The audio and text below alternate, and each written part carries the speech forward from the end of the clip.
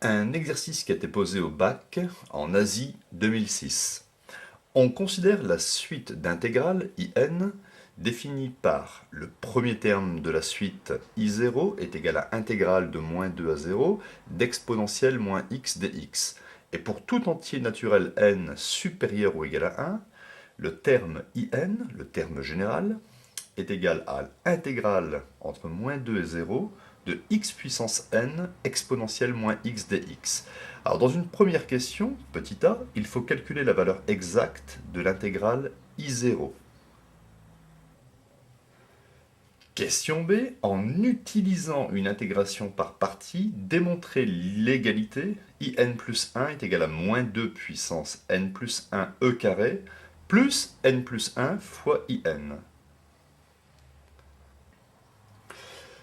Question petit c, il faut en déduire la valeur exacte des intégrales I1 et I2. Alors, correction. Première question, il faut trouver la valeur de l'intégrale I0, intégrale entre moins 2 et 0, exponentielle moins x dx.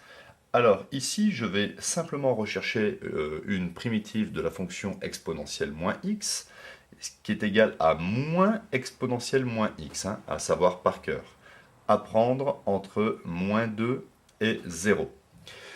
Et pour calculer la valeur de cette intégrale, ce n'est pas très compliqué. Je remplace d'abord x par 0.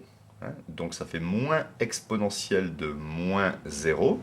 Je peux mettre éventuellement des parenthèses. Je mets un moins. Et ici, je remplace x par moins 2. Ça me donne moins exponentielle de moins 2, ce qui fait plus 2. Je simplifie. Exponentielle de moins 0, c'est pareil que exponentielle de 0, ça fait 1. Donc ça fait moins 1. Moins et moins, ça fait plus. Moins multiplié par moins. Donc plus exponentielle de 2. Conclusion de cette première question. Le premier terme de la suite, I0, est égal à exponentielle de 2 moins 1. Alors, question numéro 2, ou petit b.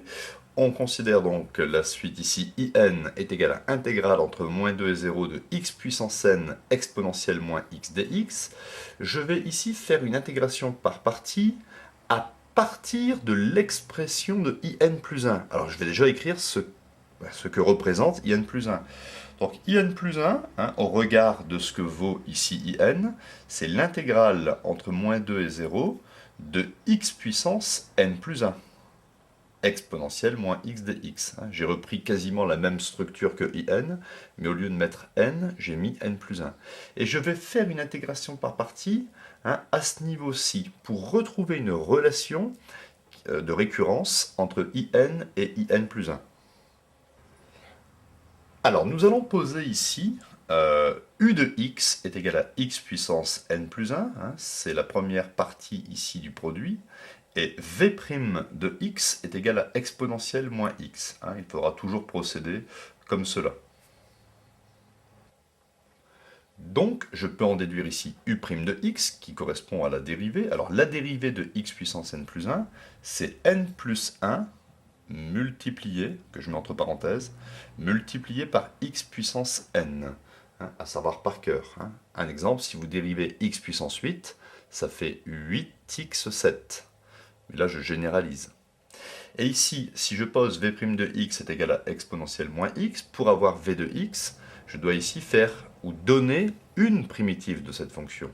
Une primitive de cette fonction, on l'a fait tout à l'heure, c'est moins exponentielle moins x. Alors, avant d'intégrer par partie, on peut remarquer ici que les fonctions u et v sont des fonctions dérivables sur l'intervalle moins 2, 0. Vous dites que u et v sont des fonctions dérivables sur cet intervalle. Et les fonctions u' et v' sont des fonctions continues sur moins 2, 0. On peut donc faire une intégration par partie. Alors, on va écrire que in plus 1 est égal à u fois v moins l'intégrale de u'v.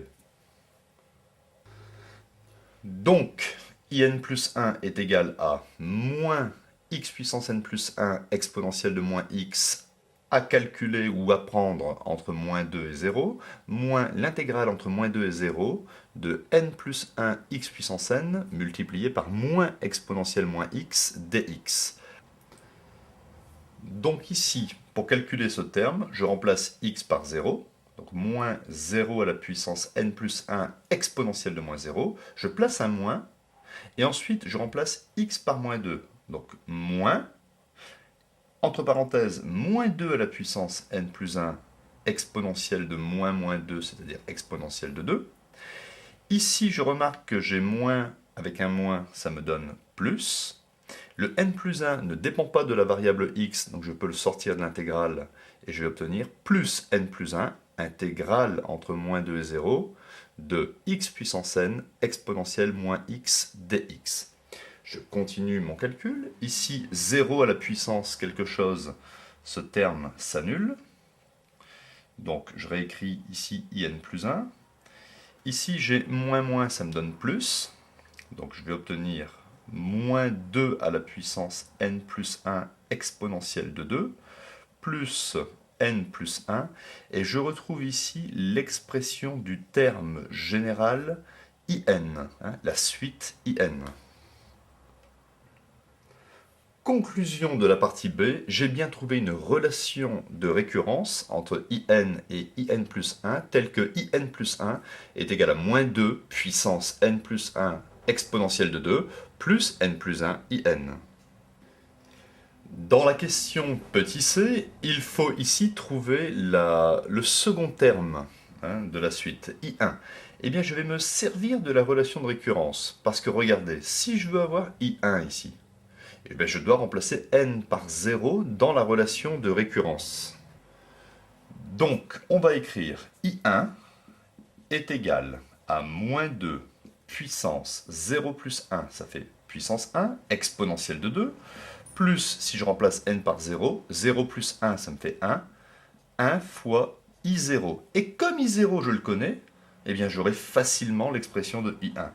Donc, ça me donne i1 est égal moins 2 exponentielle de 2 plus i0 qui est égal à exponentielle de 2 moins 1.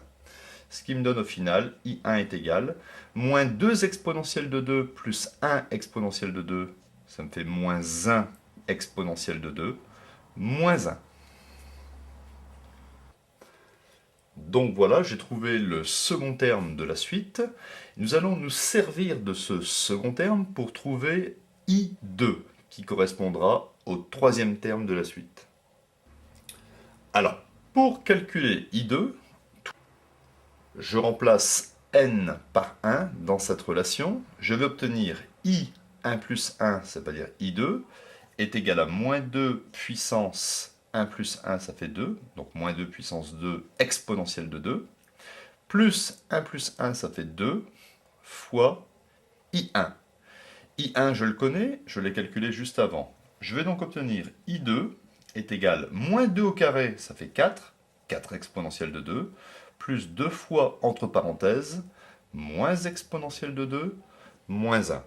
Je développe, j'obtiens I2 est égal à 4 exponentielle de 2, moins 2 exponentielle de 2, moins 2.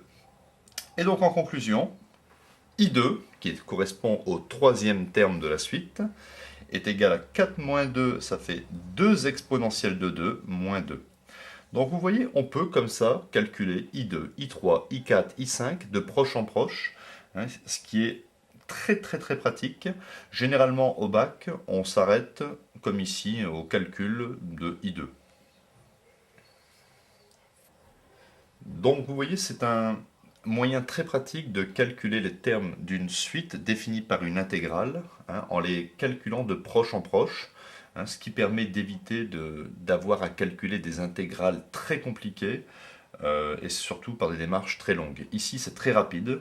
Si on veut avoir I3, je remplace n égale 2 dans l'expression, par exemple.